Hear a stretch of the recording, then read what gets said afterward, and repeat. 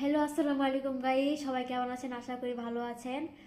তো আমি আপনাদের কাছে একটা আজকে ভয়ানক ভূতের গল্প নিয়ে এসেছি। বাস্তবতা গল্প, আমাদের গ্রামের একটা গল্প, সত্যিকারের। তো ভূতের যেহেতু বলবো, কেউ ভয় পাবেন না। আমাদের কাহিনীটা ঘটেছে সত্যিকারের ভূতের। সেটা হলো, আমরা আরও যখন 3-4 বছর এরকম ছোট ছিলাম, তখন আমাদের সাথে কাহিনীটা ঘটছে। আমার এক ছোট ভাই আর আমি, আমার একটা বড় বোন ছিল। তখন আমরা তিনজনে একটু ছোট ছিলাম। একদিন আমাদের বাড়ির একটু দূরে একটা কবরস্থান আছে। তো কবরস্থানের পাশে আমরা সন্ধ্যার একটু পরেই, মানে আজান দিছে যেহেতু, আজান দেওয়ার একটু পরেই আমরা রাস্তা দিয়ে বাড়িতে যাব।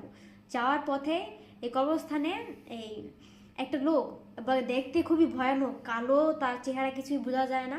একটা মোটা একটা রশির মতো রাস্তায় নিয়ে বসে আছে।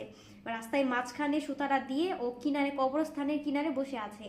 গাইজ, যদি বিশ্বাস করেন, আমার ভয় এখনই লাগছে। এতটা ভয় পাইছিলাম যে আমরা 3 ভাই বোন কান্না করে দিছি।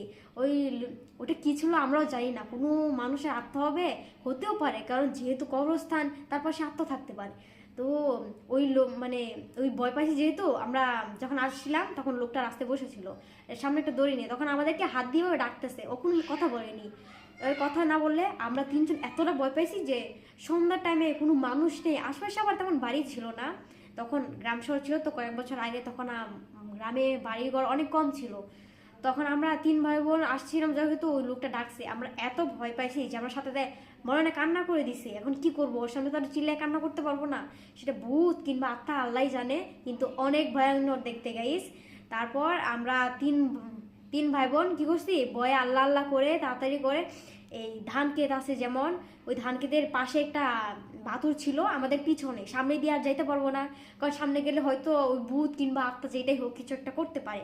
সেই ভয়ে আমরা আস্তে আস্তে কান্না করে আল্লাহ আল্লাহ করে আমরা সেই বাতুর দিয়ে বাড়িতে গেছি। বাড়িতে যাওয়ার পর আমার আব্বু আম্মুকে বলছি কাহিনীগুলি। আব্বু আম্মুরা বিশ্বাস করে না গাইস, আপনারা প্লিজ বিশ্বাস করেন, এত ভয়ঙ্কর, আমার এখনই ভয় লাগতেছে। ওই কাহিনীটা মনে পড়লে আমার এত ভয় লাগে যে বলার বাইরে।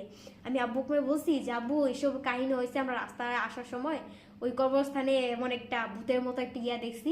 আব্বু বলে ভূত বলতে কিছু হয় না। হ্যাঁ, না হলেও আত্মা তো হয়, আত্মা সত্যিকারের আছে, যেহেতু মানুষ আছে আত্মা অবশ্যই থাকবে।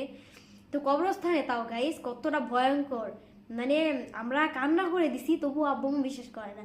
আচ্ছা যাই হোক, হয়তো বোঝাতে চাইছে যে ওর বাচ্চারা ভয় পেয়েছে, তারা তো আর বলবে না যে হয়তো সত্যি। সত্যি বললে আমরা আরো ভয় পেয়ে যাব। সো গাইস, আমার গল্পটা যদি ভালো লাগে, আর দ্বিতীয়ত হচ্ছে গল্পটা বাস্তব, আমাদের ছোটকালের গল্পটা, আমি কোনো গল্প বানিয়েও বলছি না, সব গল্পটা আমাদের বাস্তব গল্প যেহেতু, তাই আপনাদের কাছে শেয়ার করলাম। ভিডিওটা ভালো লাগে আমার কাছে কমেন্ট করবেন আর সবার কাছে শেয়ার করে দিবেন। আল্লাহ হাফিজ।